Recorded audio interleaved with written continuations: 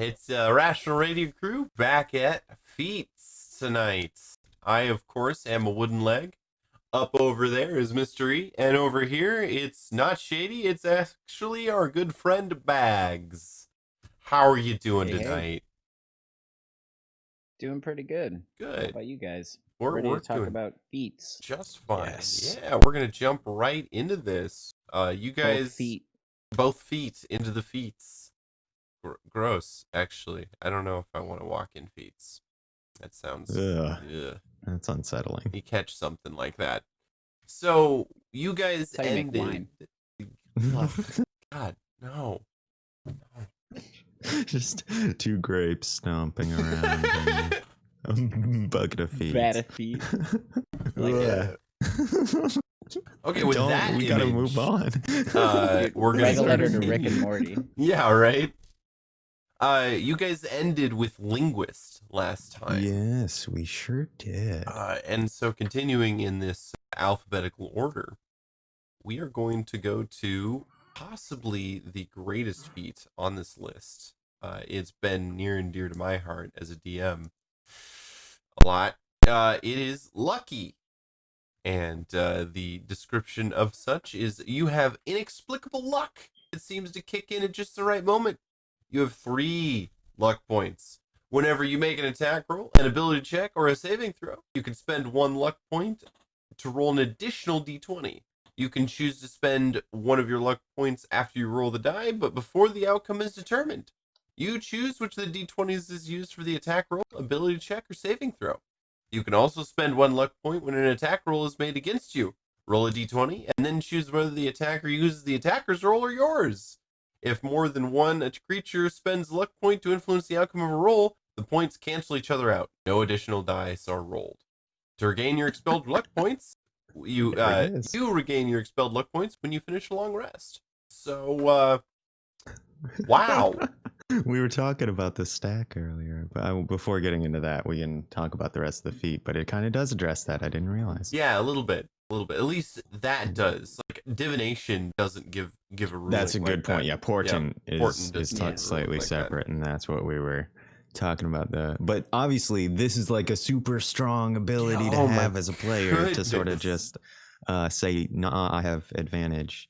Yeah, but you know, on this check, essentially. So that's super cool. The other, Mhm. yeah, the other Sorry. feats end up standing around going like, "Wait, did we not get the memo? Like, Yeah, What's this bullshit? Were we supposed to be like legitimately game changing or something?" yeah. Why didn't someone Yeah. tell us that we could be that powerful?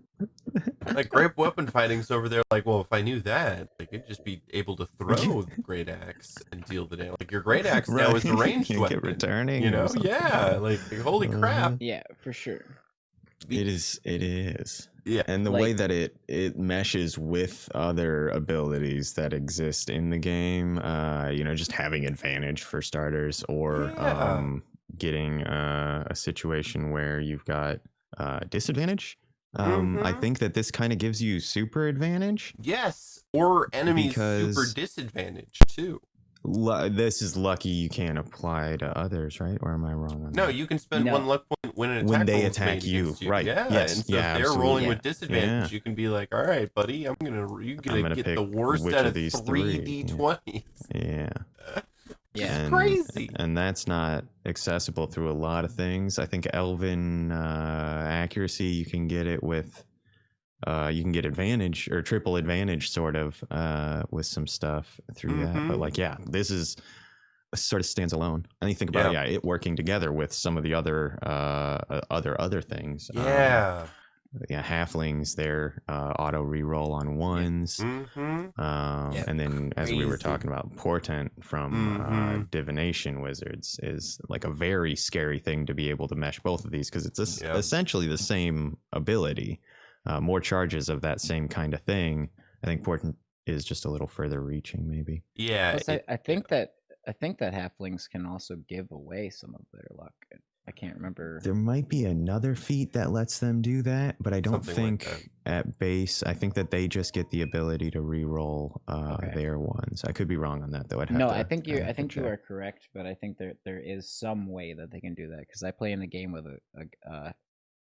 a lucky halfling healer, life cleric, Oh and my. Yeah, all right. they occasionally will be like, no, let's change that death save.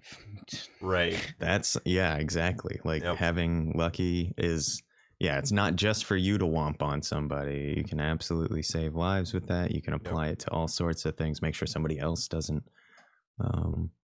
Yeah, lose there's a their lot of shit. builds Yeah. that like consider lucky to be like a core mechanic for them. Heavily armored's over here like, who invited this guy? Yeah, What's right? this shit? Fireball fuck? raises its hand. Yeah, fucking fireball. God damn it. So yeah, it's incredibly powerful. It synergizes really well with both classes and races. Like we said, halflings.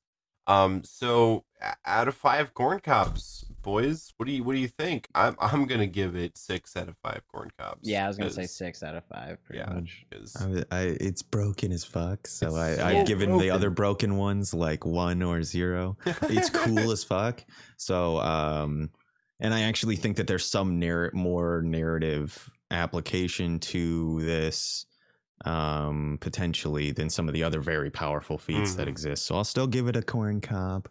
But yeah, it's so much more powerful than anything else. Yeah. And it is essentially a class feature.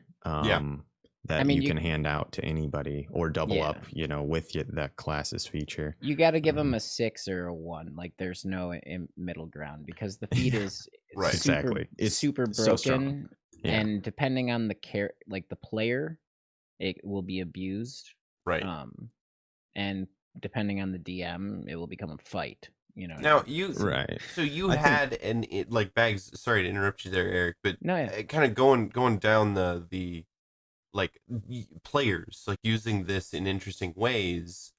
You talked about a portent halfling that was like a doom speaker, and you gave like your portent rolls and your like the lucky to the detriment of your party when you warned them about things and they continued to do it. And I thought that was a Yeah. really clever, unique way of running this class because it's a little bit more like listen to me or bad things will happen kind of way, which I really like. Obviously, that's one of those that's got to fit in the right party or whatever. Right, But yeah, I of think course. that with a group that's willing and that's there for that, that's like a super cool way to make lucky and that similar feature from other stuff. Not only not broken, but Right. like a very cool narrative element. Yeah. Because the other that I always see is you do like the lucky halfling with that's got a couple levels of diviner, and then they're like a leprechaun or something, and it's Right, like that's basically. like if it's a gimmicky game, okay, fine, but Sure. I always want to find the like opposite side of the min max to like Right. see what it Right. looks like, and how do I make that funny? Because like, yeah, that character would be super annoying in a party if you were like having a very serious, arduous, difficult journey to do something and everybody was really emotionally invested. But if it was like if it's a one shot, that's a one shot character for Right. sure. Right there with like my necromancer from Jersey, who was like selling fire and undead insurance to everybody.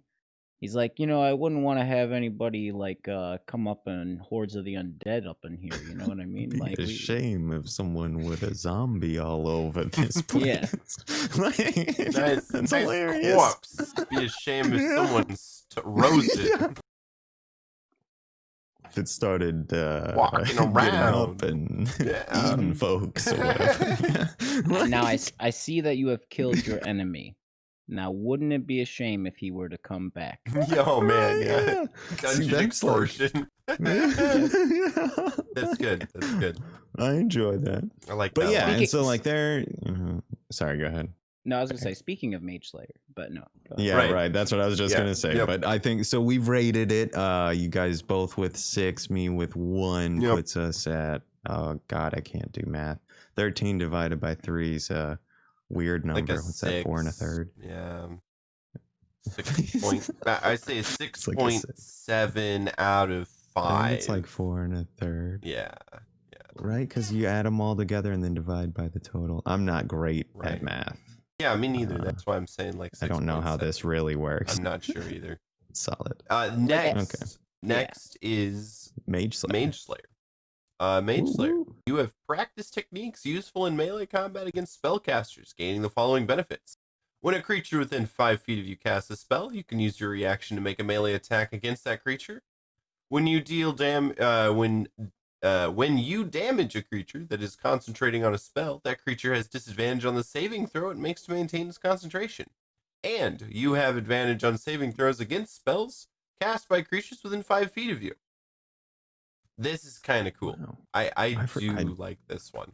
It's a very I don't remember tanky that. spell. Or it's I Very don't remember the tanky. last one either. I think I overlooked that last part That's of that in Player's pretty Handbook regularly. too. It's not a That's a really good feat. Yeah. I definitely remember it as the feat that lets you spend your reaction to attack, and it makes your Yes. concentration checks harder, kind of thing. But that last part really is like That's- undervalued for how Yeah. good it is. That could be really strong as for a paladin or any sort of frontline Yeah. fighter kind of situation. But also as like a rogue who's just a striker who's in and out in combat, a monk, something like that. For sure. And I think it does have a cool little flavor element to it as well. That's like, it can represent a like focus against, magical cat, whatever. Keep Right. the mage, dude. Yeah. And I think that's cool. That to me, it's a fairly strong feat got a that's lot of also flavor. got some flavor to it. Yeah. Which is it's hard to come by in this And- across the board, I guess. I feel like. Right. Oh, absolutely. And that second one, like, like if someone's messing with your party, like they polymorph someone, or they're holding them or have charmed them or any of those kinds of things, like giving them disadvantage on their concentration check can be really solid. Yeah. Yeah. This is a feat that I have always wanted to take and have never taken. But it's it's like oh, sorry. right on the edge of being the one that I like want to snap up. Yeah. I agree with exactly what I was gonna say. Because it seems like one of those feats that you could build a character around. Like really without it breaking the game. Like you could build a character around Absolutely, Lucky, and that your DM would have to make It'd start to get steps. complicated. Yeah. Right. Take steps. But with Mage Slayer, it's a really because there's that added flavor. You could also build your backstory around some of these features. If you take like the variant human, and you're just a level 1 with Mage Slayer, you're just like yeah, I hate mages. And that early on against casters, it's because that concentration spell is 10 or half your damage, and a con save of 10 for like a low level caster is going to be tough to make a lot of the times. Yeah. But and on the other side of it is like what you're talking about, like having somebody under who's charm personed or whatever. I mean, and then as soon as they cast that, you've gotten that attack off as your reaction right when they cast it, and then if you hit, they've got to make that concentration save right after they've successfully expended the spell. So they may not have even lost a turn yet, really. Correct me if I am wrong, but this would trigger sneak attack. I don't see why it wouldn't. I don't think, as long as you haven't already used it this turn. Right. So if it's not your turn and you're using your reaction, you could sneak attack the caster. Yeah. That is attacking. I believe so. Which is pretty solid. Like when you said that about rogue, I had never considered that before. But like for a rogue, not only is the third part, like you're getting advantage with evasion, so it's like you could take no damage. Right. But also like it seems like it would trigger sneak attack to allow you to sneak attack off your turn, which is what a rogue that's that is the holy grail for a rogue, is trying to find those opportunities to use sneak attack on every turn, which is not easy to do. And that's what it looks like. I just looked it up. I was going to say, I'm just reading the wording as well. It doesn't say anything about attacks on your turn or anything like that. So I don't feel that it would, you would absolutely be able to use that for sneak attack by my reading anyway, which that is super cool. Yeah, that's really neat. I had not thought of that before, so I think that is going to impact my vote for the score. Yeah. So Yeah. let's start with the ratings then, I suppose, as we've And what is it? Yes. 5 is the max? 5 is the 5 max. out of 5 5 is the corn goal. cob. Yeah. Yep. I'll give it 4 for 4 sure. corn Alright. cobs. All right. Yeah. Do we do points like 0.5? If you'd like, Yeah. Half yeah. a corn I mean, cob. Yep. I'd give it 4.5 for sure. 4.5 corn cobs. All right. Yeah. Yeah. So I think I'm gonna give it 4 as well. It's 4. it's a really solid feat. It's got some of that flavor. It's it kind of could be construed as maybe a little weak in comparison to some of the crazier feats. And it is because, like we've described, it gets overlooked all the time. So there is like some of that, it's not very popular because it may be a little bit hard to put in when there are other feats like lucky and things like Right. 2-weapon fighting or things like that, which may be more useful more of the time. So I'm going to give it 4 out of 5. I will also go with a 4, I think, Okay. for a very similar reason. And it's a little bit also, I would say it's, it is just for, melee combat people. So it's not, Universal. Right. yeah, like it's not something that any character could take and make super effective. It's something that is sort of limited in the builds that it's useful for. But I still think it's a really cool feat. It's well balanced, and it would be 5 if it just was, you can use your reaction to make an attack. But I guess it has to be within 5 feet anyway. So yeah. But like letting you spend that on like a touch attack or something would make this like an amazing thing for like a counter caster or something. Oh, That that'd would be a really awesome. cool build potentially. You're like, but yeah, but I mean, if you're if you're really trying to do something like that, it's a very small switch to do something along those lines. The DM to say, you can expend the thing if you've got the spell cast ready or whatever. Right. But I think that is actually like one of the fundamental issues with feats, not just in 5e, but specifically to 5e, is that like there's like a boys club of the best feats to take. Absolutely. And if you're not on that list, then your rating is lower because you're not on that list. Right. Yeah, you're overlooked.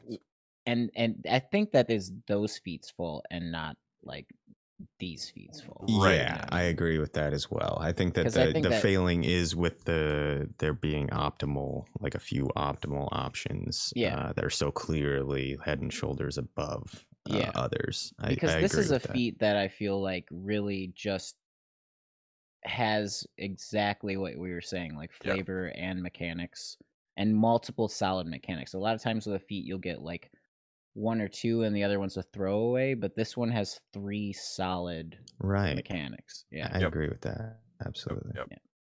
So next step is another one that I think I like a lot. Man, it's for sure. Cool. You can build around this as well. Magic Initiate. I guess, Kyron, you've been reading them. Do you want to keep with that?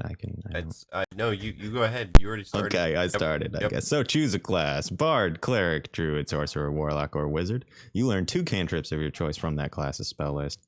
In addition, choose one first level spell from the same list. You learn that spell and can cast it at its lowest level. Once you cast it, you must finish a long rest before you can cast it again using this feat. Your spellcasting ability depends on the class you choose, and it's the casting ability for the class. So I think it's really good as far like the ability to just add a little bit of magical utility or another couple cantrips is something that is just like universally awesome. Like good for any character, any build. If you're playing like a charlatan type character too, who is say like you're really a barbarian or a fighter, but like you're pretending to be like a wizard or a cleric or something. Right. Yeah. Yes, Gandalf. Yeah. The Conjurer of Cheap Tricks, Gandalf. It's my favorite fucking character concept. Oh my god. Oh. So yeah, this one is crazy because it does allow you to pull things from other places with really no limitations other than it's got to be a cantrip, but you wouldn't really you couldn't pull spells because you don't have spell slots. So this just like gives you the ability to do damage or do interesting things without having to actually like subclass, or Right. multiclass. Absolutely. Now, And correct me if I'm wrong. Like shield is a first level spell. Yeah. Correct. it is a first level Yes. spell. So I mean, that's a solid use of this for sure.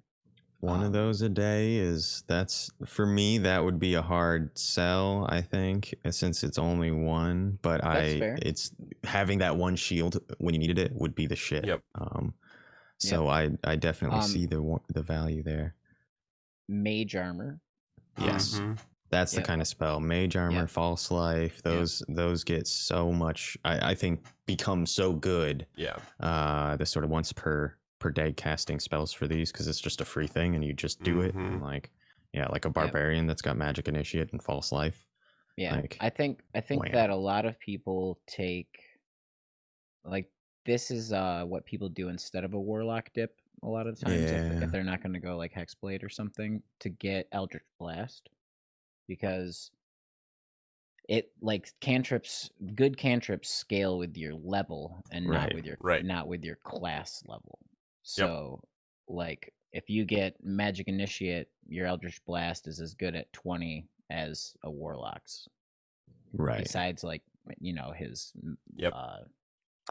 invocations. So something that I've also seen people do is they take this and their level 1 spell is Find Familiar, and then they get 2 damage cantrips and then use their familiar as basically a little turret. A help action. Yeah.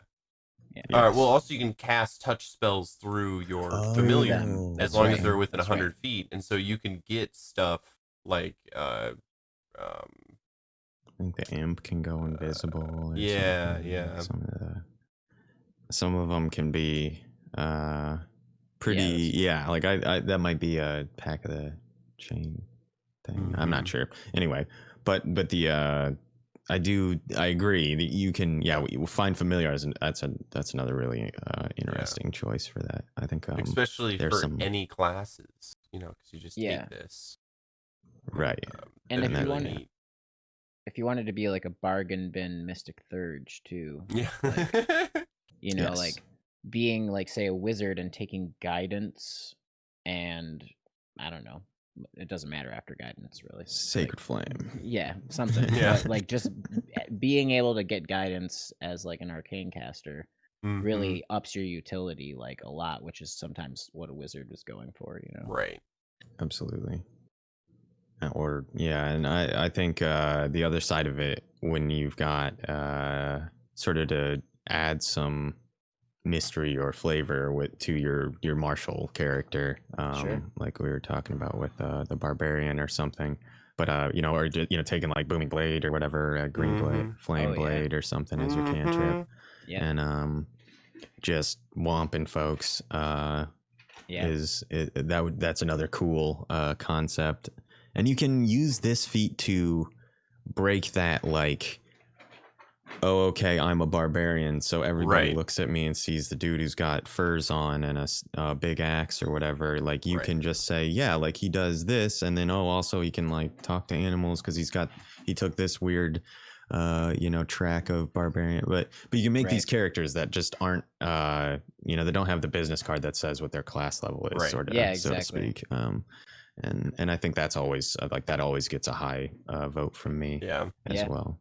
Also, paladins often can't do very much ranged, so giving them like a charisma based like warlock eldritch blast kind of thing. Right. Yeah, that's a really good call. Also, I've seen like monks take shillelagh. Okay. That's really gross. That seems pretty legit. Because then you get a D8 with multi-attack and martial weapons and that kind of stuff. And you can get really some silly stuff going on with those interactions. Because like a monk that takes mage armor, shillelagh, and then like a like guidance or even like an eldritch blast or something is really that's such a good feat. It's so worth a skill point, or like giving up a skill point increase. Yeah. Or even if you're a druid who takes magic initiate and uses the mage armor to make your forms have higher AC. Oh, that's gross. Oh my Yep. goodness. I Did almost not think I about almost that. multi-classed into Warlock with my original Druid in 5e just because I was like, I would like to get like they have a free mage armor with their invocations. Yep. And I was like, that would be pretty sweet, and it still would be pretty sweet 14 levels later. But I'm also like almost that capstone and glad I didn't do it. So. Right. Well. That's that. Yeah. That's So that trade. I'm gonna give So this one ratings. a 5 out of 5. I love it. It's really cool. I like you can add so much flavor to this because every spell, if you're a barbarian, you can like explain in so many different ways. Like, oh yeah, I can cast Eldritch Blast because I touched this sacred rock on my in my country or something like that, or blessed by this god, and you can flavor this in a million different ways for backstory purposes, and like Mr. E pointed out, it breaks the molds of some classes. Like if you're running a campaign where the DM is like, no one tell the other people what your class is. You can only like just you guys got to find out, and you're just like, oh, that big dude with the great axe strapped to his back, he's a barbarian, and then he like blasts an eldritch blast. And you're like, I didn't know you were a warlock, and he looks at you and goes, am I? And then flies away or something on Yeah. For on sure. with a mage hand. And you're just like, For sure. whoa, just so much mystery. So I'm gonna give it a 5. I think it's gonna get a solid 5 from me as well. Nice. It's rare, but I think it is not overpowered, and it's got a ton of flavor, and it's useful for everyone. So it's a great feat. I have to agree. I think I'll probably also give it a 5. Although its cousin is my preferred feat. Which one's that? The Ritual Caster. Oh yeah, yep. And Okay. but I think that like overall this one has more implications. I just find that like Ritual is useful more like consistently because like I Yeah. can take Identify or like Yes. Right. Detect magic. Yeah. Yep. There are some very good ritual cast, but yeah, this is also a very useful one. Yeah, for Right. sure. So So I think we all gave it 5. Yeah, That's we right, did. And that's a yeah. 5. That's a Solid. solid 5 out of 5. Magic Initiate. You heard it first. It's a good full feat. corncob. You probably didn't hear it here first. You probably heard that before. Probably. Probably heard maybe it on somewhere Reddit. else. Yeah. Yeah. Maybe Reddit. I don't know. They get to stuff before us sometimes. Sometimes. Next, actually, Bags, do you want to read this one? You haven't read one yet, Sure. so you might as well suffer. Sure. Martial Adept. You have martial training that allows you to perform special combat maneuvers. You gain the following benefits. You learn 2 maneuvers of your choice from among those available to the Battle Master archetype in the fighter class. If a maneuver you use requires your targets to make a saving throw to resist the maneuver's effects, the saving throw DC equals 8 plus your proficiency bonus plus your strength or dexterity modifier, your choice.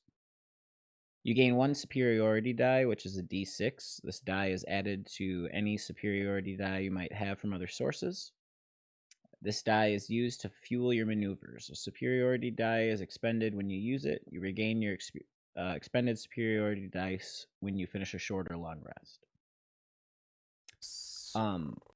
Yeah, the Battle Master is a solid archetype. I think that this feat falls a little flat. Yeah. Because it's they're of because of the company that it keeps, basically. Like being able to pull a dope combat maneuver or one of 2 out of your hat like can be really cool. But with only 1 superiority die and the die Right. doesn't level with you, No.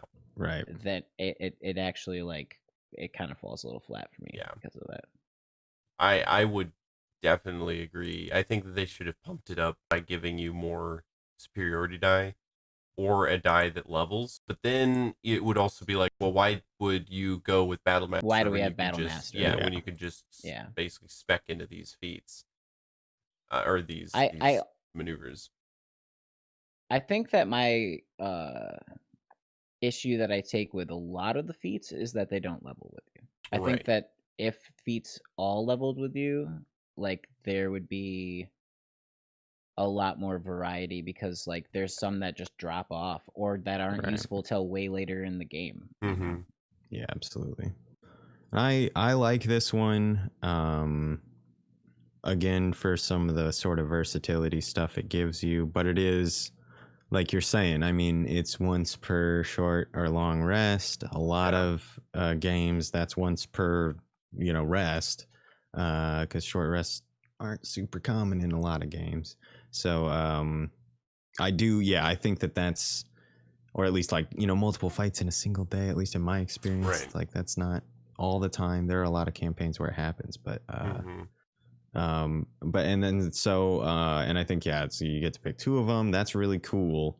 If you got 2 or 3 superiority dice you could use, I think Yeah. it would be a really good feat. It would be. But yeah, I think I can agree though that it does fall a little flat compared to some of the company it's got to keep, because it's Yeah. just not.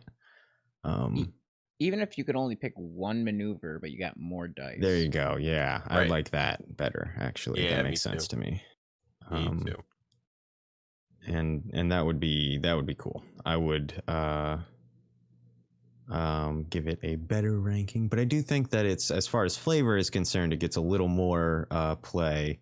Sure. Because you can slap some goofy nonsense into your whoever, but Right. it's, I mean, it's hard for it not to be most useful to a fighter of some variety. Or That's just for a sure. battle master. It just gives them more maneuvers and Yeah. another die. So. If you've already got 20 in your dex or your strength and your con or whatever it is that you use, then I think it might be worth it. But I honestly, for a fighter, you'd probably be better getting the extra bonus on or another one of the these damage feats, or whatever. like right. Yeah, heavy, great weapon master, or something else probably. It might be kind of fun with like a mastermind rogue. Okay. Yeah. Okay. Just like playing that sort of tactician. I was thinking like a swashbuckler or something, but I do, yeah, that's like a cool way to put it as well. Because I was assuming, the parry or trying to get yourself evasive footwork extra. is pretty good for a rogue too. Yeah. But that's an interesting way to look at it as well. And yeah, and I think you can maybe stretch some concepts a bit, but it's not mechanically as strong as it could be, I don't think. Yeah. So riddle me this too: evasive footwork. When you move, you can expend 1 superior day rolling the die and adding the number rolled to your AC until you stop moving.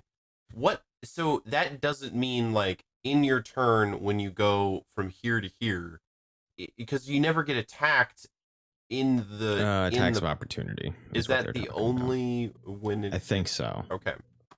I'm not sure, but that's the way I read that, at least. Because it's, yeah, you're right, and that makes that not super great. Then, not super great, yeah. Because the swashbuckler is not going to get an attack of opportunity. Right. Yeah. Most builds, if you're moving in and out of melee combat, you're not getting hit. Right. And in 5e, even like if there is no attack of opportunity if you're forced to move. So then this isn't like gonna save you there, because that's not gonna happen. Yeah. So it's I think my big ones, the ones I really liked, lunging attacks, one that I think's kind of cool, and parry's pretty cool. Because lunging attack lets you get another 5 feet, and if you are a bugbear, for example. So silly. Then I mean, maneuvering attack is pretty good because you can start helping your comrades move around too. Like that's what I would use it for with the mastermind rogue, probably. That makes sense. But I think it's, other than, it would be some very niche situational stuff, and you'd get 1 per fight or 1 per day or whatever, and that's so I'm gonna say it gets we'll say a 2.5 from me. Okay. It's trying, but it just doesn't quite make fall it. short. Yeah, I'll give it a give it a 2. Okay. I think it almost got a 3 out of me. But not enough to get a 2.5. Yeah. Gotcha. I think I'm gonna go with 2 as well. It is like I've never really liked the Battle Master, even at low levels. At higher levels it gets better, but this is like just like not my favorite kind of tea, and it's really, really watered down. So yeah, it's getting a 2. So Gotcha. Yeah, I feel that. Not That is not a great feat there, according to us, the all-knowing 2/3. irrational radio folks. That's right. Yep. Subpar. Subpar. Judged unworthy. Next we have medium armor master. Prerequisites: you gotta have proficiency with medium armor. You have practiced moving in medium armor and gain the following benefits. Wearing medium armor doesn't impose disadvantages on your dexterity or stealth checks. When you wear medium armor, you can add 3 rather than 2 to your AC if you have a dexterity of 16 or higher. Pretty cool, but I think medium armor is like the worst way to go. I think like a heavy armor expert is much more useful than medium armor, or heavy armor master is much more Yeah. useful than medium armor. If you're master. gonna take a feat, just take heavily armored. Right. Yeah. Yeah. I mean, I think there are situational things where this could be good, but I think that it's like so specific to a build that it Yeah. just like is almost useless to everybody else. This is stuff that I put in as gear upgrade stuff in Mhm. my Sunday campaign. These 2 features, you can make a suit of armor That's not give you oiled or its something. disadvantage Right. anymore by taking a Yeah. minus 1 to its AC or value or Yep. something like that. Like that. Yeah. That's the kind of stuff I like to do for these. These are really minor. It seems lame to spend a feat on this. Yeah, for And if you have a dex of 16 or higher, you should probably not be wearing medium armor. Right. Unless you're like a whatever, the battle rager or whatever, the barbarian one. Mm-hmm. But they might be built for heavy armor. I can't Right. remember. I would almost be interested to see like a house rule where you can like change your feet at like a long rest, Oh, interesting. so that you could kind of like spec for what you think you're gonna need for the day. It- But That I could be interesting. but I also Unscrewing think that your, that your feet at the does ankles. mess somewhat with like the immersion, like because you're like suddenly I'm really good at this one Right. thing, It's like being the Yeah. pretender, though, Like, Yeah. are you a doctor? I am today. And just let me No, but I prepare for stayed an at a hour. Holiday Yeah. Inn last night, or whatever the hell it is. So- Yeah. So this is a So- little bit like a little bit weak. I think that you could make a pretty crazy like rogue with this, with a crazy high AC. If you got like the heaviest medium armor and your AC was already really high because your dexterity was like at a 19 or something nuts. But you still only had 3. Right. Yeah. It's not very good, is it? Yeah, like medium armor kind of sucks in 5e, Yeah. and so building into it hurts. In a I lot feel of like ways, you it would. seems I like. feel like you could take like something that gave you shield proficiency would be better than that. Right. Actually, yeah, that would be. Shield Master. I think Yeah. Shield Master. Oh, maybe it doesn't. I think he doesn't You give have- you proficiency. Yeah. Oh, it does okay. not. Yeah. Yeah, something else does. I'm just not like. I can't remember what it is. Well, maybe we'll find it. probably get to it eventually. Yeah. Maybe. Moderately um, armored. So I'm going to Well, give this one medium armor a 2, another 2. It's pretty weak. I wouldn't ever grab it for my own character just because Right. the ASI increase is way better. So yeah, I'm gonna give it a 2. I think I would give it a 1, probably. Yeah, I'll give it a 1 as well. All right. Not super strong in my eyes. Great. So next we've got mobile. You want to get this one, Eric? Sure, yes. Grad even has this. Mhm. You are exceptionally speedy and agile. You gain the following benefits.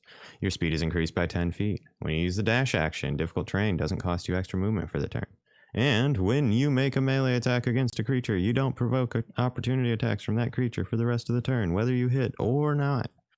Really which good. is the coolest part Yeah. of that, I think. I mean, they're all actually pretty cool features. And but yeah, that speed Yeah. increase is hilarious too. You can do some really funny things with the mobile feat and like some homebrewed races and even some player handbook classes like monk with mobile Yeah. is like an old joke. Yeah. barbarian. Yeah. Yep. It not only poaches like maybe the best part from Swashbuckler, but Yep. then it also has two other really solid elements. Yeah. Yeah, I think it's one that's incredibly good for any small character as Yep. well, because it moves you up from 25 to 35 feet, Yep. and and then the dash getting through difficult terrain is actually that's kind of nice. Like honestly, Yeah. being able to move twice Yeah. as fast as everybody else through rough terrain is Yeah. it may not come up super often, but when it does, you're gonna it's gonna Yeah. show. I You'll think really you've be able to used take that a advantage few of that. times too. Once or twice, maybe. Yeah, as Grot. Yeah, I want to say he's maybe benefited from that feature, but he Mhm. definitely avoids opportunity attacks because of this pretty regular. Yeah, the feat is S tier for sure. Yeah. Yeah, for it's sure. a very solid feat. I think it is, and it's universally good. There's not a lot of builds that Yeah. won't benefit from a little more speed, and you know, Being- the melee being attack tricky. thing isn't as good Yeah. for everyone, but it doesn't hurt anyone either, Yeah. because then Well, you can you don't just even throw have an to hit attack him, and though. get out. Exactly. Like yeah, Right. like you could just like, you know, Swing a fist at him. Like exactly. Get And Yeah. you just kind of roll under it Yeah. and dip out. Like Yep. it's a very good one. So I don't think that it's like broken strong necessarily. I think that there is some room to abuse the extra 10 feet of movement. But at that point, it doesn't matter. You're so much faster than everyone else Yeah. anyway. If you're Right. one of those builds, Yep. another 10 feet isn't really going to break anything more Mm-mm. than having fucking 60-foot move speed, Right. you know, or whatever it is Just already. silly. It's just like you're as Yeah. fast as a horse already. Like now you're Mhm. faster. Like great. Yeah, you remember Wesker? He Yeah. had the mobile feet, and the hares already had 35 or 40 feet of movement, and I so think they had 35 or something. But 35, yeah, yeah, it was so- it's a lot. It's And like then they he had a could jump go- distance thing yeah. too. But yeah. So he was really difficult to pin down. Yep. And it was super fun. Like that was super cool. He was able to Mhm. dart around a lot with that. And I think that makes for a cool kind of narrative add Mhm. as well. It's not just a Yeah. mechanical boost. It's also something that can be represented pretty easily through the way your character Right. fights and stuff, Yeah. and set them apart from other folks, which is So- cool as For well. sure. What you gonna give it here, Mr. E? I suppose this one's right up there with Magic Initiate. I gotta say, at least I'm probably a Okay. little biased, but I'll give it a 5. I think it's a All really right. solid feat. All right. I'm gonna give it a 4. Just because I've never really used it. I can see where it'd be really, really handy. But I think that it's kind of lacking a little bit on flavor.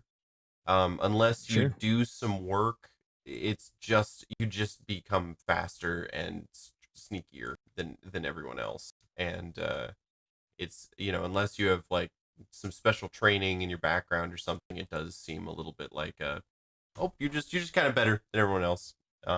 So but that's a pretty That's fair. pedantic criticism. It's still very solid. I'll give John. it a 5, but Okay. the caveat being that like it definitely is related to your playstyle.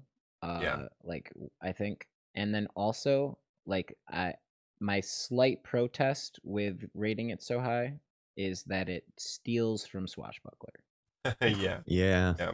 Like I said, I'm biased, and I think I dropped it something a point earlier for the exact same reason, but I'm still gonna stay with my mind. No, I mean like it's solid. Defiantly. Like no, I mean like there's no ifs ands or buts. It's a great feat. Absolutely.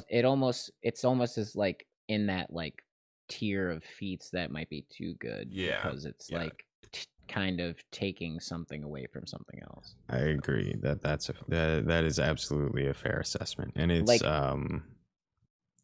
it's real good. It's like Like, I lucky think- kind of alone in Yeah. that way. Exactly. Like I think that maybe if that third one and that like I feel like if the third one was related not to you making a melee attack but you making a dash action or something, Mm-hmm. like Mhm. it might be a little less broken and a little more flavorful. Right. Like Because this one just kind of makes you like Ip Man as a feat. Yeah. Yep, basically. All right. That's Well, fair. it is 11:15, so we are Oh, gonna yeah. take our break. Cool. We are Irrational Radio. We do a whole lot of stuff. This on Thursdays, we have a podcast called Dragons of Paralandia that comes out on Friday, every other Friday. I think the next one is actually It'll be this Friday. this Friday. I think Yep, it's it'll tomorrow. actually be a Darning Watch, which is the side series that we play in the Is it same world. We this also week or next week? it is this week. I talked to Brett. Yeah, it is. It's Okay. dropping this week. All right. Yep. I'm just Yep. off then. So tomorrow it should be dropping for everybody. It's We super cool. are also going to start a new Monday stream. Details will be announced. We also do Orphans of the Apocalypse on Tuesdays. And am I missing anything? I am not thinking of anything else. Okay. Obviously, Alright. this every Thursday. Right, yep. And Yep. next week we'll have some spooky conversation with using horror and TTRPGs with Gehenna Gaming. Yes. I think that's all. Oh, money. If you want to give us money, Right. we have a Patreon. Patreon, If yep. you want to come hang out, we got a Discord. You probably Discord. mentioned this stuff. I don't know. No, I didn't. And This is- then is that all? Nightbot's holding that. Yeah, down. follow us, Awesome. subscribe, all Yep. that good stuff. Come hang out with us. We're good people. We have fun D&D conversations all the time. For sure. So, all right, everybody, we will go on break and catch you in about 15 minutes.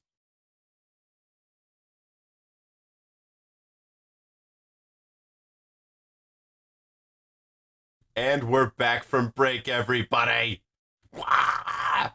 This is Rational Radio. We are doing feats. We have done quite a few feats so far. We are ATS. last we did is mobile. We rated that one quite high. Very good feat.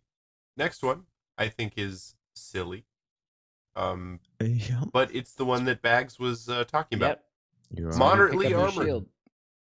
You gotta prerequisites. You gotta have proficiency with light armor. But when you take it, you have trained to master the use of medium armor and shields, gaining the following benefits: increase your strength or dexterity by 1 to a maximum of 20, and you gain proficiency with medium armor and shields. Oh, excuse me. So, unless you have a very specific build in mind, like this guy has to use shields, but he also is definitely a human wizard. This is the way to get that with feats. Otherwise, you're trading a point of characteristics for proficiency with medium armor and shield, which I don't think is a very fair trade. And it's a Yeah. long stretch because if you're a wizard, you got to get light first. Right. Oh, that's Exactly. true. Yeah. Yeah. So it's no, a journey.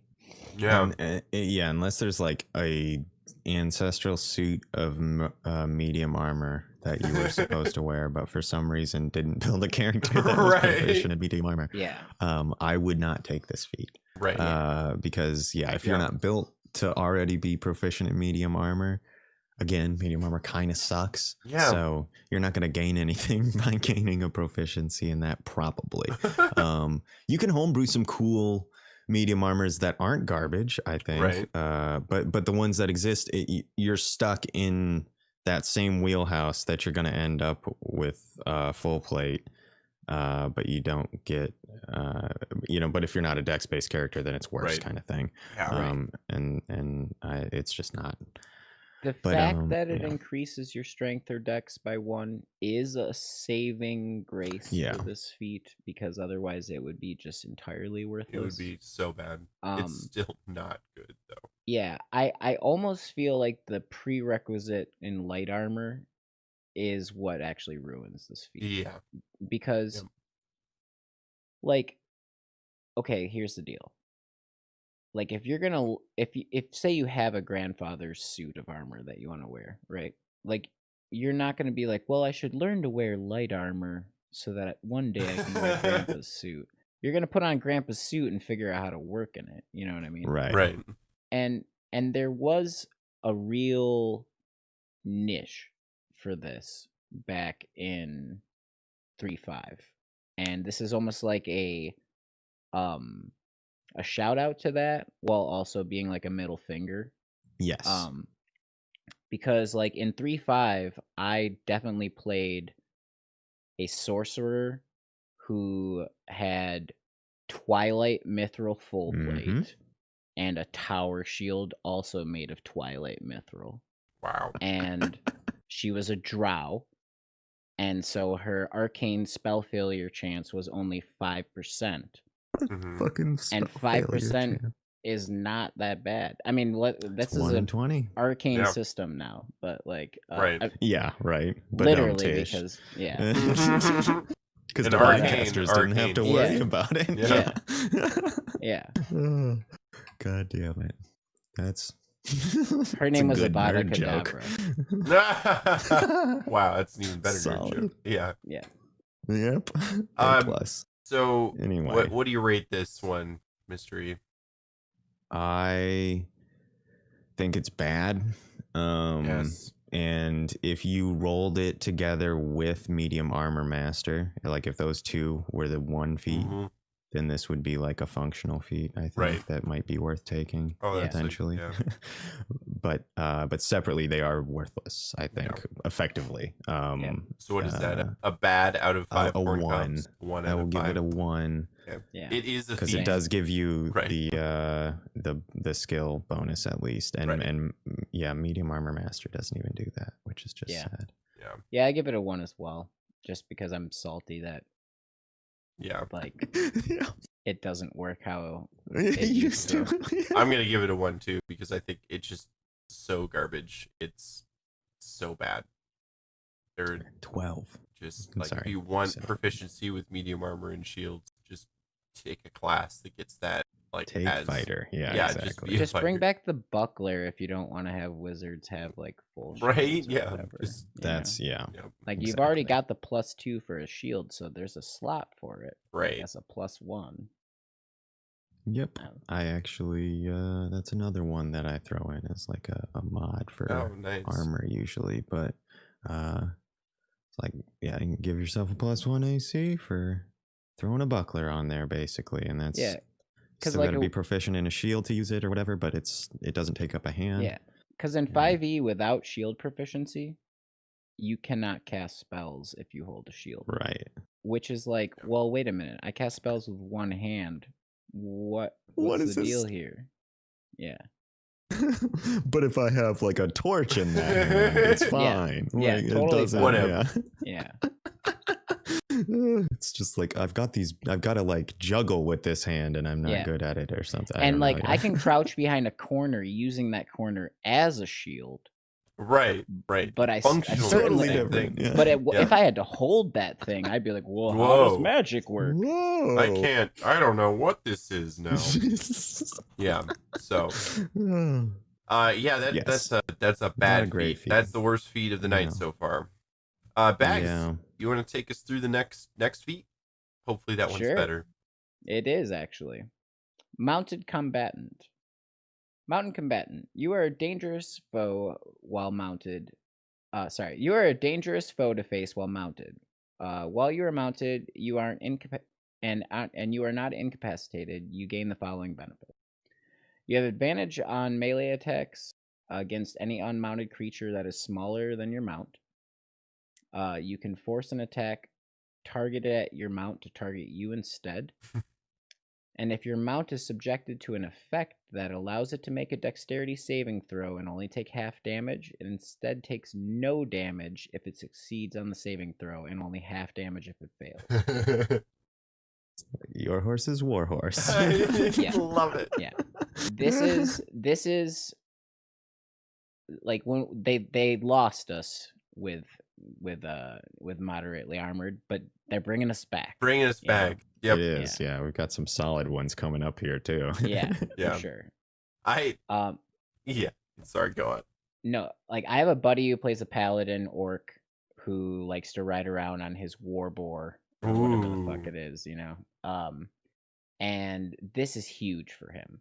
I bet. Oh yeah. Like he calls his celestial mount with mounted combat like it's just really solid. Yeah.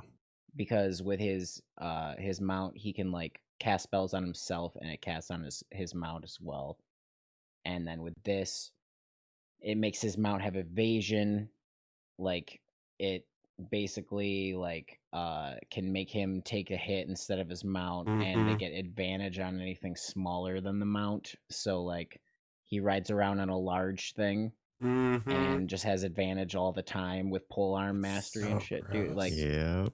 yeah. This is Uh, a feat that when you combo with polearm mastery and the right build, Mhm. you have that You're a got tank. yourself a stew going. Yeah. mhm. Got a stew going. Got a stew going. Oh I my god. love this feat because if you take these things like literally or like in certain Mhm. situations, it's the funniest shit, especially those last two. Like, you can force an attack targeting your mount to target you instead. So you're just basically on your horse, but like someone is gonna stab a spear at it, and you just like no, just like wrap yourself around the neck of the horse and take the Yeah. spear in the back instead.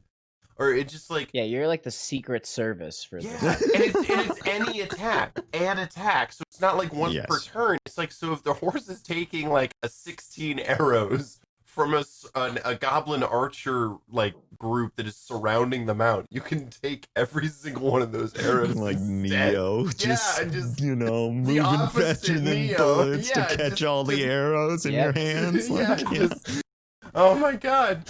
And oh my god, yeah, you just thought like if you have a monk and you played with the ranged weapon Yeah, the where deflect you missile thing. deflect missiles, you can literally like just run around your horse while you're still on the horse. That's some just symmetry I've catch not all considered, or Yeah. synergy, whatever. Catch all I the guess. arrows. That's a good point. Holy Yep. shit! That's smart. Because you do like a Kensai, and Yeah. you take a lance or something, and just boom, you're a samurai, like straight up. Right. Like that's the old school like concept. And then advantage all the time. And then Mhm. but so the concept though is like mechanically is the horse is a lot easier to kill than the rider as a general rule. Right. If you're like level 18, you're riding on a horse that's got like 15 It's gonna health get or shot out from 25 hit.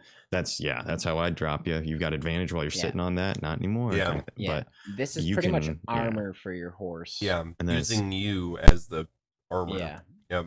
because Yeah. very quickly area of effect spells, just any old thing, they'll be able to snap their fingers and zap your horse out from under you. Right. And But, that's the by same- level 7 or so, on kind of thing. That's What gets- why too it gives you mount evasion. What Right. gets- Yeah, exactly.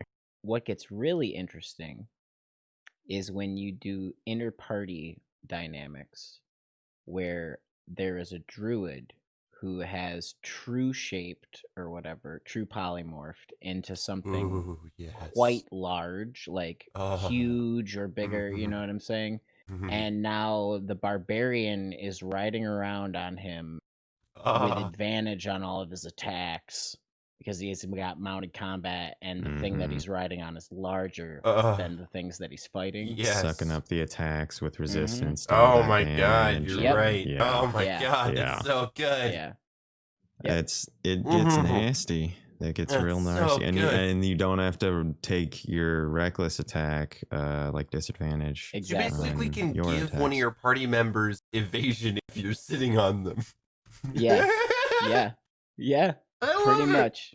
Yeah. Oh my god. Honestly, I know this because one of my favorite things as a druid is wild shaping into something and having someone ride around on it. That's pretty fucking That's epic. hilarious. I did not think about that Oh either. my god. That's great. It's always been, Your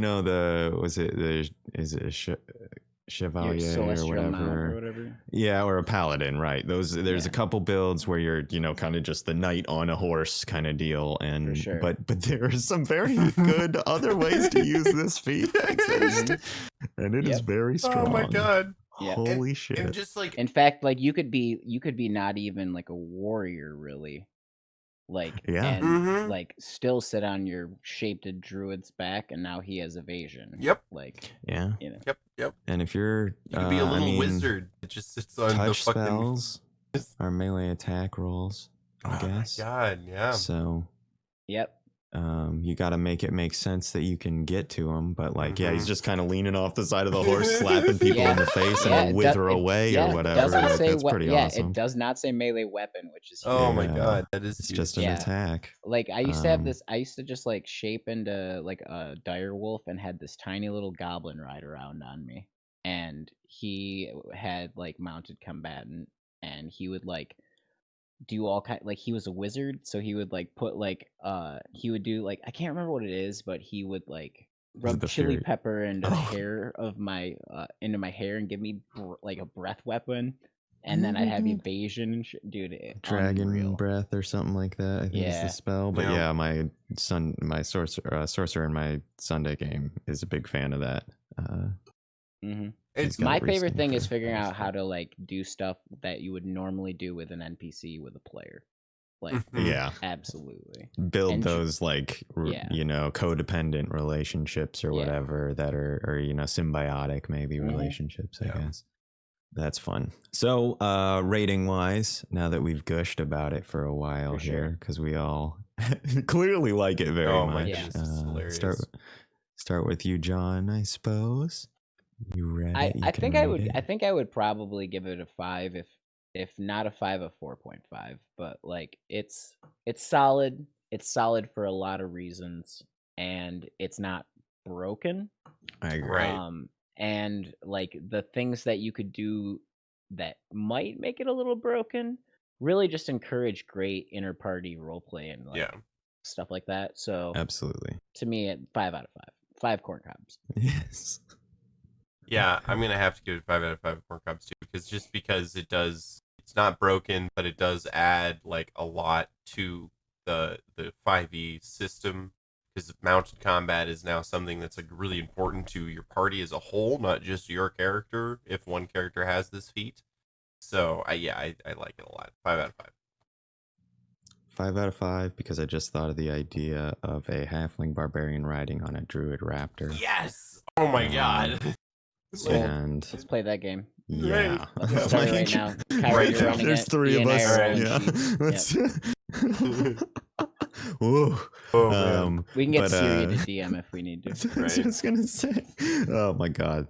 But yeah, so absolutely, I agree. It's not overpowered, but it's very cool, and the only things that you can do to break it, I think, just foster really cool interactions. Yeah. Yeah, great moments. And you can limit pretty easily as a DM if you need to. Just, well, it's sure. a 5 by, Right. you know, it's a 5 foot wide hallway or whatever. Yeah. You know, like Exactly. I mean, it's or you know, it's only a 10-foot tall roof. You can't sit on a horse in here or something. Yep. You know, like you can pretty quickly, if you feel the need or if you need to take the spotlight off of the person who has this, that it's a pretty easy thing to do, and they won't be able to benefit from it all the time. For sure. But it's such a cool concept. It's great. Next, we have Observant. No prerequisites. Quick to notice details of your environment. You gain the following effects. Benefits. Increase your intelligence or wisdom by 1 to a maximum of 20. If you can see a creature's mouth while it is speaking a language you understand, you can interpret what it's saying by reading its lips. And you have a +5 bonus to your passive wisdom and passive intelligence scores. perception and investigation. Perception and dealing in perception and investigation. This is really cool. This is a really cool feat.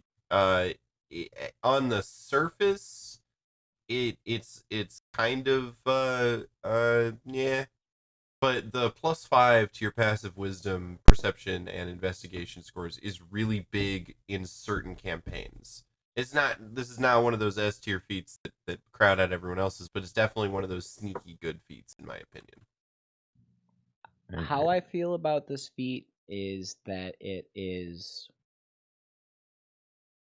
almost perfect, except that they don't take into account that most DMs are not really going to use passive very often. There is a UA feat called Perceptive that I think is made to be this but fixed. Okay. My DM actually let me switch Observant for Perceptive like a while back. And Perceptive is you increase your wisdom, not intelligence, wisdom by 1. You gain proficiency in perception. If you're already proficient, you double your proficiency bonus. Oh, So cool. it gives you expertise in it. Mm-hmm. And then being in a lightly obscured area doesn't impose disadvantage on your perception checks if you can both see and hear. That's like that. cool. Yeah. But I miss the lip reading part. Like the lip Right. reading part is great flavor Yes. to add in as an ability. I feel like this, with the feat I just talked about, comboed with like Keen Mind and the Outlander background, which allows you Mhm. to be like really good with maps. Right. And Yeah. suddenly you have a character who just like always knows where he is and what time it is. Yeah. Yep. You know? You mean a character I would make? Yeah, right. I feel attacked. No, I absolutely. That's I would play those shit up. are some of my favorite characters. Have like Keen Mind for sure. Yeah, I love Observance, a good one as well. I don't get it all the time, but being able I to take read this anytime I play a druid. Oh, interesting. Yeah. Okay. Yeah. Oh, because it's speaking in language you understand. If you can understand beeps, you can like read a squirrel's lips. Well, I had not considered that. Thank you for that. I appreciate no it. problem. I'll be using that moving forward. What's that bird say? You can eavesdrop on the forest creatures. Yeah. I don't know if it's lip reading when it's a bird, but Right. whatever. That's why I But, enjoy that. Purposely by reading and speak. If it wasn't a passive bonus, if it was just a bonus, or if it did what perception does, where it gives you expertise in it, essentially, I feel like this feat would be perfect. Like, I cannot give it a 5 out of 5 because it is not perfect. Right. But because it adds the 1 to my wisdom when I'm a druid, like that's a huge. Like I'm always looking for something that's gonna boost my wisdom while giving me something else. Absolutely. And this is like being super perceptive is awesome. Yeah. Like my passive perception on my 14th level druid is like 27 or something. Nice. Wow. Yeah. That's crazy how you. good. Yeah, it's like, well, I mean, you don't sneak up on that character, basically. Like, and that's like while they're sleeping, they're still gonna know. So I kind of treat passive perception as like the maximum of the character is, or like of the characters I use to determine what I describe to the party, and then base perception rolls off of like the passive perception, like what they need to roll to pass it. So this is really good.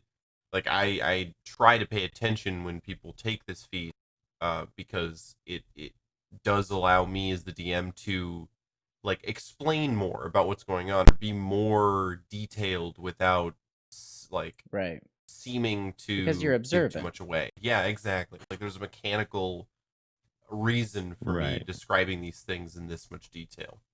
Absolutely. Yes, absolutely. Yeah. I think flavor wise, this gets a 5. I think mechanically it gets like a 4. Yeah. That's what I was gonna say. Is it could do with another like ribbon or something. I want to say, did it used to have like a you could see further effect on it or something when it was originally printed? I don't remember. Maybe there's another feat that I'm thinking of or something, but I swear Elven Eyes. No, that's like a background or a feature from somebody's class or something that gave them distance. But there was somebody I played with who made a character that could see like some ungodly far distance away and then read lips from that distance. That's a cool idea. And it's too. like, I can't remember what I think. Oh, it was Barbarian, the animal path, spirit totem, maybe. Oh, the eagle totem. Eagle thing that you get like a mile vision or something ridiculous right. like that. And like that was the combo. It was a class thing. But so there's some stuff along those lines that you can do really cool things with, but it's really niche and like you were saying with the passive scores, depending on your DM, that may never come into play. Right. I try to use that as like if you roll, I'm going to give you your passive, what you get from your passive, regardless, kind of a deal. Like I think, which is what Kyron was basically saying. I think that's the fair way to do that to make this feat better. Yeah, for sure. Yeah, and then potentially you can do more or whatever. But like, you're still going to end up with a solid. Like if you rolled a 2 on your investigation, you're still going to get a pretty good handle on the situation. This does have like like the lip reading thing does come into play. Like for example, like if you're scrying, Mhm. you Right. could like That's you a know good. That's a good point. or Clairvoyance. like you're some scrying other on someone spells. and you see that like the person behind them is fucking plotting murder or something, you know. Mhm. Or like if you're getting into like encode memory, modify memory kind of stuff, where there are people in the background who like you like wouldn't have noticed if you weren't exploring this memory, and you cannot hear them in the memory but you can read their lips kind of thing. Yeah. But I feel or like other that people's memories or whatever. Yeah. Yeah. right, no, absolutely. exactly, that's what I'm saying. Like Yeah. you could almost like interrogate other people's memories and read lips in there. But like that's very campaign situational. Yeah, that's up to the DM I've quite a bit. definitely wanted to play a campaign where like I was like a memory fiddler, but I've Mm. not found the space for it yet. That is a cool Interesting. That's- concept I that's toyed very with, cool. and the Rusty Nail character I had he had like encode memories and stuff like that as well. Yeah. I didn't do a whole lot with it, but that was I like that concept of somebody who's fucking around with brain thoughts and stuff Mhm. too. That's cool. For sure. But yeah, so do we do corn cobs? Yeah, corn cobs. I'm gonna give this guy a 4 out of 5. A pretty solid 4 out of 5. He's like he got a lot of flavor, got a lot of really good benefits. But like Bag said, it's not really perfect, and it can be much less useful if you're in certain tables. Yeah. I'll also give it a 4 for the exact same reason. I'm gonna give it a 3. Same logic though. I do. I think that it's definitely floats higher to a 5 depending on your game. There's some potentially really awesome things that you can do with the ability to read lips, but that's super situational. So Yeah. I would drop it a touch lower even still than the 2s as yes. But All right. But well, it does give you that ASI. That's like Yeah. That's really why nice. I give it it a 4. does. That's Yeah, so- nice. I would like one more ribbon on here of some variety. Yeah, me too. Like Fair. just something I else, took it in a not game super where big, but Yeah. I took it in a game where we were all given a bonus feat at level 1. Oh, sure, interesting. absolutely. Yeah, that'd be a Nice. great So- feat to take for So that. it was like taking an Yeah. ASI and getting some Yeah. benefit. Yeah, that is nice. I would if I were doing something like that, this like a short list for feats that maybe I don't want people taking mobile or lucky or Right. Yeah. I feel dirty when I some of take those really lucky. mechanical ones. Yeah, man. If you're giving out free feats, this would be on Yeah. that list of like here's the Yeah. good ones that I want. I've actually never taken lucky specifically just because of how it makes me Just- feel to just- imagine taking lucky. Yeah. It's a Like good showing, one. It's a lot showing of a fun, and it sheet can to be- my DM that says that I am the player who Who took lucky. I'm the one at Yeah. your table. No, Yeah. I think you can absolutely use that feat and not be A dick Yeah, about it. absolutely. But I think it's But I think that it unlike a lot of the other feats, like that, it definitely leaves it up to you being a good guy. Mhm. Yeah, yep. It has nothing to do with your DM. It's all up to you. yeah, right. Yeah. That's Yeah.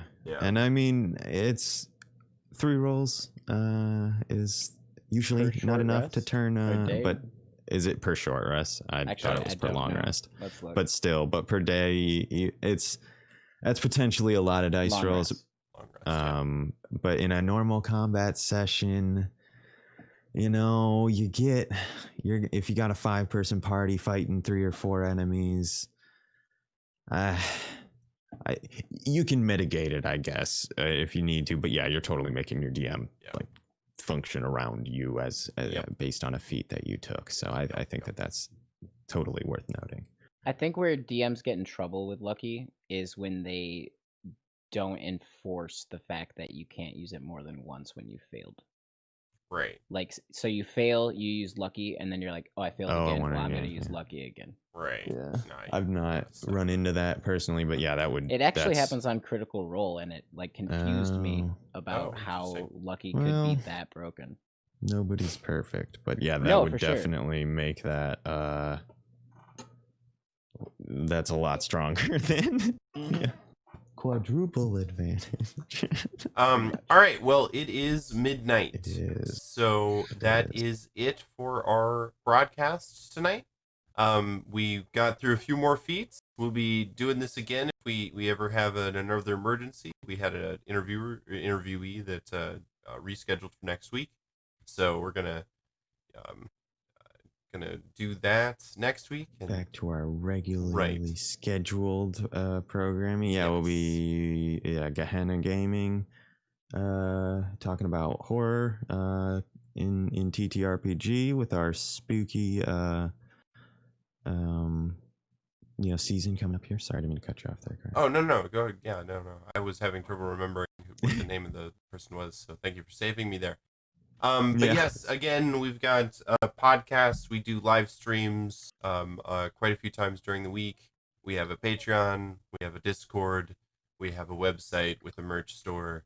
Support us if you love us, and we love support. We love you guys. So thank you for joining us, and we will see you again coming up. I think on Monday. We're gonna be doing See you another guys. monster thing. So have a good night, everybody. Peace out.